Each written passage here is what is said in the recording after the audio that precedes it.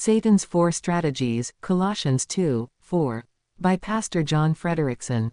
When John Lennon was at the height of popularity, he put out a song saying, "Imagine there is no heaven. It's easy if you try. No hell below us, above us only sky. I'm not the only one who thinks this way. I hope someday you'll join us, and the world will be as one."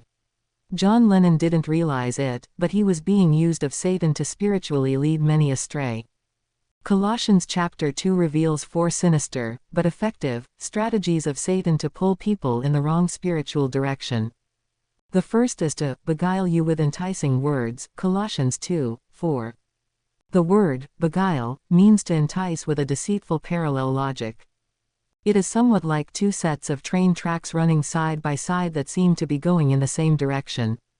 However, somewhere down the line those tracks separate, taking participants to different places. In the spiritual realm, Satan seeks to get us to board the wrong train of doctrinal beliefs that will lead ultimately to ruin. Satan's messengers are often great orators whose words sound good but are designed to lead you astray. Their strategy is man's philosophy, verses 8. Once individuals are derailed onto the wrong path, where will Satan take them? He wants them to follow man's sinful way of thinking instead of God's way. If that strategy doesn't work, Satan attempts to use what may be scripturally, but not dispensationally, correct. In verses 16 to 17, Paul corrects the believers at Colossae for returning to a practice of being under the bondage of the Mosaic law. We are to understand those things given to Israel were only a shadow, or illustration, of all we now have in Christ without the law.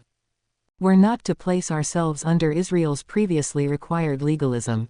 We are to live in the new truths and liberty of grace. When the previous strategies don't work, Satan seeks to use the most extreme of all tactics. He seeks to place us under the influence of extra-biblical, so-called revelations. Some at Colossae were influenced to voluntarily practice the worshipping of angels, doing so from their fleshly or carnal mind, Colossians 2:8. More common examples today would be to follow the Apocrypha, Book of Mormon, New Age practices, or Scientology literature, which may satisfy the flesh but do not satisfy God. It is important for us to be alert to these four strategies of Satan. Look today for songs and conversations with these tactics, but stay focused on the truths in Paul's letters.